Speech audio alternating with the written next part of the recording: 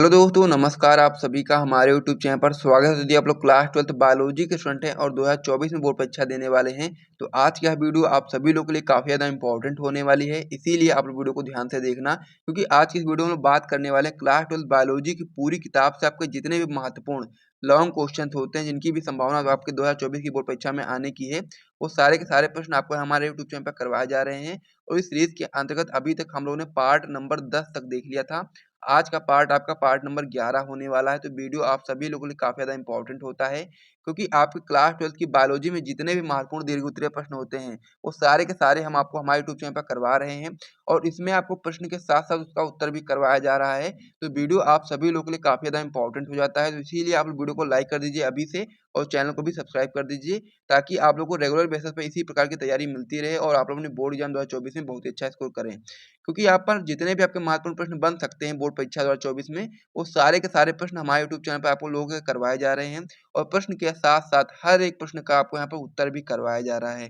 चाहे आपका लघु उत्तरीय प्रश्न हो, चाहे बहुविकल्पीय प्रश्न हो, चाहे दीर्घ उत्तरीय प्रश्न हो, हर एक प्रश्न का उत्तर यहाँ पर आपको करवाया जा रहा है। और साथ में ये भी आपको बताया जा रहा है कि कौन-सा क्वेश्चन कितना ज़्यादा महत्वपूर्ण है और कितनी ज़्यादा संभावना है कि 2024 बोर्ड परीक्षा में वो आपका क्वेश्चन आ सकता है। तो ये सारी चीज़ें आप लोग समझ गए होंगे। तो चलिए अब हम अपनी वीडियो की बात कर लेते हैं। तो वीडियो को शुरू करने से पहले मैं आपको बताना चाहता हूँ कि यदि आप लोग चाहो तो हमारा टॉपर ग्रुप ज्वाइन कर सकते हो। एक सब्जेक्ट का प्राइस मात्र ₹100 रखा गया है। इसमें आपको notes plus important question answer वगैरह दिया जाता है। जैसे कि मान लीजिए आप लोग बायोलॉजी के लिए टॉपर ग्रुप लेते हैं, तो उसमें आपको बायोलॉजी के ऑल चैप्टर का नोट दिया जाएगा और साथ में इंपॉर्टेंट क्वेश्चन आंसर भी दिया जाएगा, जो कि आपके बोर्ड एग्जाम 2024 के लिए काफ़ी ज़्यादा इंपॉर्टेंट होगा। तो ये सारी चीज़ आप लोग समझ गए होंगे। तो चलिए अब हम लोग आपको बता देते हैं कि आप लोग टॉपर ग्रुप को ज्वाइन किस प्रकार से करेंगे। तो टॉपर ग्रुप को ज्वाइन करने के लिए आपको हमारे व्हाट्सएप नंबर पर मैसेज करना पड़ेगा। व्हाट्सएप नंबर हमारा हो जाता है 97 93 44 0081। तो जिसको भी टॉपर ग्रुप ज्वाइन करना है, वो लोग इस नंबर पे व्हाट्सएप पर मैसेज करेंगे। वहाँ पर आपको सारी जानकारी मिल जाएगी कि किस प्रकार से आपको टॉपर ग्रुप ज्वाइन करना है। तो ये सारी चीज़ आप लोग समझ गए होंगे। तो चलिए अब हम अपनी वीडियो को शुरू करते हैं। और जो हमारा पार्ट नंबर 11 होने वाला दीर्घ उत्तरीय प्रश्न का क्लास 12th की बायोलॉजी से, उसमें हम लोग जो महत्वपूर्ण प्रश्न करने वाले हैं, आइए अब हम लोग उसको देखते हैं। तो आज का जो हमारा सबसे महत्वपूर्ण क्वेश्चन होने वाला है, वो आपका होने वाला है कि उत्परिवर्तन क्या है और जैव विकास में इसके महत्व पर प्रकाश डालिए। काफ़ी ज़्यादा इंपॉर्टेंट क्वेश्चन होता है और इसको हम लोग बहुत ही आसानी तरीके से आपको समझाएंगे और आपको बहुत ही बेहतर तरीके से समझ में आ जाएगा कि उत्परिवर्तन क्या है और जैव विकास में इसके महत्व पर हम लोग को प्रकाश भी डालना है। वो भी मैं आपको यहाँ पर बता दूंगा कि जैव विकास में किस प्रकार से आपका महत्वपूर्ण है। तो चलिए सबसे पहले हम लोग उसका उत्परिवर्तन जो आपका होता है, इसकी हम लोग सबसे पहले परिभाषा को देखते हैं कि उत्परिवर्तन आखिर होता क्या है। तो उत्परिवर्तन की परिभाषा में बताओगे आप लोग कि अचानक आने वाले बड़े परिवर्तन जो अगली पीढ़ी में वंशागत होते हैं, उत्परिवर्तन कहलाते हैं। नहीं, उत्परिवर्तन में होता ऐसा है कि इसमें क्या होता है, जो परिवर्तन होते हैं वो अचानक आ जाते हैं और बहुत बड़े परिवर्तन आ जाते हैं। तो जो जो कि आपके अगली पीढ़ी में वंशागत होते हैं, यानी कि अगली पीढ़ी में भी जाते हैं, वही आपका उत्परिवर्तन कहलाता है। तो इस प्रकार से जो उत्परिवर्तन होता है उसकी परिभाषा मैंने आपको बता दी है। उसके बाद में फिर उत्परिवर्तन के बारे में और भी जानकारी हम लोग नीचे प्राप्त करेंगे। तो सबसे पहला जो हम लोग इसमें पॉइंट याद करेंगे कि जातीय लक्षणों में होने वाले इन आकस्मिक वंशागत परिवर्तनों को डी वरीज ने उत्परिवर्तन कहा। यानी कि जो डी वरीज थे, उन्होंने ही उत्परिवर्तन की खोज की थी और उन्होंने ही उत्परिवर्तन के संबंध में सिद्धांत प्रस्तुत किया था। तो इस प्रकार से आप लोग इसमें बताओगे कि जातीय लक्षणों में होने वाले इन आकस्मिक वंशागत परिवर्तनों को ही डी वरीज ने उत्परिवर्तन कहा और सन 1901 ईस्वी में इन्होंने इस संबंध में एक उत्परिवर्तन सिद्धांत प्रस्तुत किया। ये चीज़ आपको यहाँ पर याद रखना है कि यदि आपसे कोई पूछ ले कि आप लोग बताओ कि उत्परिवर्तन सिद्धांत किसने प्रस्तुत किया, तो आप लोग बता सकते हैं कि डी वरीज ने प्रस्तुत किया। तो इस प्रकार से ये आपका बहुविकल्पी में भी प्रश्न बन सकता है। तो इस प्रकार से आप लोग इतना नोट कर लो, फिर हम लोग आगे बढ़ते हैं। आगे आप उसमें बताओगे कि जाति का प्रथम सदस्य जिसमें उत्परिवर्तन होता है वो आपका उत्परिवर्तक है। यानी कि ये चीज आपको यहाँ पर याद रखना है कि वो आपका म्यूटेंट है। यानी कि जाति का जो प्रथम सदस्य होगा जिसमें आपका उत्परिवर्तन होगा, वो आपका उत्परिवर्तक या फिर म्यूटेंट होगा। इस प्रकार से आपको यहाँ पे याद रखना है। आगे आप उसमें बताएंगे कि उत्परिवर्तन अनिश्चित होते हैं तथा लाभदायक या हानिकारक दोनों प्रकार के हो सकते हैं। यानी कि जो आपका उत्परिवर्तन होता है वो आपका अनिश्चित होता है, यानी कि कब होगा, कैसे होगा, ये आपको पता नहीं चलेगा। अचानक से हो जाएगा और अचानक से बड़े परिवर्तन आपके शरीर में या फिर जिसमें भी होगा वो अचानक से उत्पन्न हो जाएंगे बड़े परिवर्तन, तो उसको हम लोग उत्परिवर्तन बोलेंगे।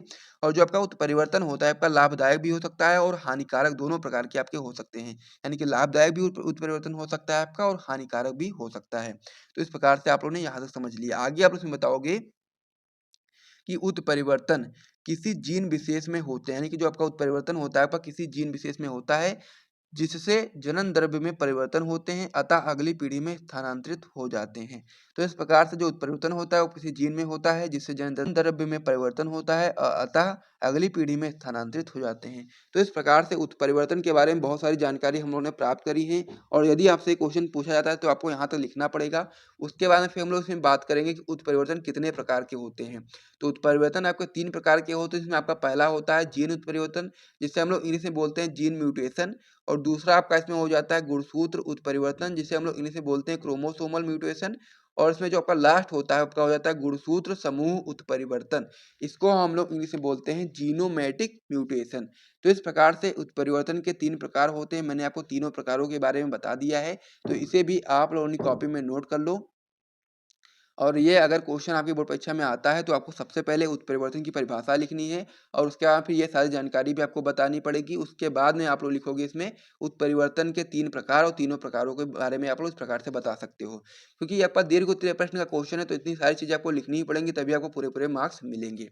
तो इतनी सारी चीज़ आप लोग समझ गए होंगे। अब हमसे इसमें अगला क्वेश्चन जो पूछा गया था, पहला तो पूछा गया था कि उत्परिवर्तन क्या है और दूसरा इसमें पूछा गया था कि जैव विकास में इसके महत्व पर प्रकाश डालिए। तो उत्परिवर्तन क्या है मैंने पूरा आपको डिटेल में समझा दिया है। अब हम लोग जैव विकास में इसके महत्व पर बात करेंगे, यानी कि जो आपका उत्परिवर्तन होता है उसका जैव विकास में किस प्रकार से महत्वपूर्ण होता है उसको हम लोग अब समझेंगे। तो इसमें आप लोग आगे बताओगे कि जैव विकास की क्रियाविधि में उत्परिवर्तन का महत्व, क्योंकि जैव विकास जो होता है यानी कि जीवों का विकास, उसमें आपका उत्परिवर्तन का महत्वपूर्ण रोल होता है। तो इसको किस प्रकार से आइए समझते हैं। सबसे पहला पॉइंट इसमें आप लोग बताओगे कि उत्परिवर्तन के कारण जीवों में विकासशील विभिन्नताएं कम समय में उत्पन्न हो जाती है। यानी कि क्या होता है कि जो उत्परिवर्तन होता है तो उसके कारण जीवों में जो विकासशील जो विभिन्नताएं होती हैं जो बहुत ज़्यादा समय में उत्पन्न होती हैं वो बहुत ही कम समय में यहाँ पर उत्पन्न हो जाती हैं उत्परिवर्तन के कारण। तो इस प्रकार से जो पहला पॉइंट हो जाता है वो जैव विकास के लिए काफ़ी ज़्यादा इंपॉर्टेंट हो जाता है। तो मैंने आपको इसे बता दिया, इसे आप अपनी कॉपी में नोट कर लो। एक बार मैं फिर से रिपीट कर देता हूँ कि उत्परिवर्तन के कारण जीवों में विकासशील विभिन्नताएं जो आपकी होती हैं वो बहुत ही कम समय में उत्पन्न हो जाती हैं। क्योंकि आपको पता ही था कि जो उत्परिवर्तन की परिभाषा मैंने आपको बताया ही था कि अचानक होने वाले जो बड़े परिवर्तन होते हैं उसे ही हम लोग उत्परिवर्तन बोलते हैं। तो इसी वजह से हम लोग बता सकते हैं कि जीवों में विकासशील जो विभिन्नताएं होती हैं बहुत कम समय में उत्पन्न हो जाती हैं उत्परिवर्तन के कारण। तो पहला पॉइंट आप समझ गए होंगे। अब हम लोग इसके अगले पॉइंट की ओर बढ़ते हैं। अगला पॉइंट इसमें आपका हो जाता है कि एक जनजाति से कई मिलती जुलती जातियां उत्पन्न हो जाती हैं और संयोजी कड़ियों की उपस्थिति को उत्परिवर्तन सिद्धांत द्वारा सहज ही समझा जा सकता है। यानी कि जो आपका उत्परिवर्तन होता है इसकी सहायता से एक जनजाति से कई मिलती जुलती जातियां उत्पन्न हो जाती हैं और संयोजी कड़ियों की उपस्थिति को ही हम लोग उत्परिवर्तन सिद्धांत द्वारा सहज ही समझा जा सकता है। तो इस प्रकार से 2 पॉइंट आपके यहाँ पर हो गए। तीसरे पॉइंट में आप लोग यहाँ पर बताओगे कि कृत्रिम उत्परिवर्तन द्वारा अनेक उन्नत फसलों की प्रजातियां तैयार की गई हैं। यानी कि इसको हम लोग आगे बढ़ेंगे और आगे पेश में समझेंगे। सबसे पहले हम लोग इसमें क्या देखा कि जो आपका कृत्रिम उत्परिवर्तन होता है उसके द्वारा हम लोगों ने अनेक उन्नत फसलों की प्रजातियां तैयार की गई हैं। जैसे कि आपका हो गया गामा जो किरणें होती हैं कि गामा किरणों की सहायता से जो गेहूं की सोनारा 64 होती है और सरबती 64 किस्में होती हैं उसको तैयार किया गया। और साथ ही में आपका काल्विसिन नामक रसायन से आपका गेंदा जीनिया आदि के बड़े पुष्प वाले पादप आदि प्राप्त किए गए। यानी कि जिन उत्परिवर्तन के कारण ये सारी चीजें संभव हो पाई हैं। तो इसे भी आप अपनी कॉपी में नोट कर लीजिए, आपका तीसरा पॉइंट हो जाता है। अब इसमें जो हमारा लास्ट पॉइंट हो जाता है वो आपका होता है लघु परिवर्तन जैव विकास के लिए महत्वपूर्ण माने जाते हैं। यानी कि इसमें जो आपका चौथा पॉइंट हो जाता है जैव विकास की क्रियाविधि में उत्परिवर्तन के महत्व का, वो आपका हो जाता है कि लघु परिवर्तन जैव विकास के लिए महत्वपूर्ण माने जाते हैं क्योंकि इनसे पूर्वज तथा नई जाति के बीच की अवस्थाएं जैसे कि प्रजाति तथा उपजाति के बनने के कारण ज्ञात हो जाते हैं। ये बहुत ही महत्वपूर्ण पॉइंट होता है आपका उत्परिवर्तन का। तो इसे भी आप अपनी कॉपी में नोट करेंगे। एक बार मैं फिर से रिपीट कर देता हूँ कि लघु परिवर्तन जैव विकास के लिए महत्वपूर्ण माने जाते हैं क्योंकि इनसे पूर्वज तथा नई जाति के बीच की जो अवस्थाएं होती हैं जैसे कि प्रजाति तथा उपजाति ये बनने के कारण ज्ञात हो जाते हैं। यानी किस प्रकार से उनमें बनने का कारण होता है विभिन्नताएं होती हैं वो हम लोग को यहाँ से पता चल जाता है। तो इस प्रकार से ये जो आपका क्वेश्चन था वो कंप्लीट हो गया है। तो इसे आप लोग अपनी कॉपी में नोट कर लीजिए एक बार सबसे पहले सारी चीज़ों को। उसके बाद फिर हम वीडियो को समाप्त करेंगे। यदि आपको यहाँ से वीडियो पसंद आया है तो वीडियो को लाइक कर दीजिए, चैनल को भी सब्सक्राइब कर दीजिए और साथ ही में इसी प्रकार के और भी महत्वपूर्ण वीडियोस को जानने के लिए आप लोग अपने वीडियो को आप लोग वीडियो को सपोर्ट दिखाइए और साथ ही में अपने दोस्तों को शेयर भी कर दीजिए। तो चलिए अब हम लोग वीडियो को समाप्त करते हैं, मिलते हैं नेक्स्ट वीडियो में, तब तक के लिए जय हिंद।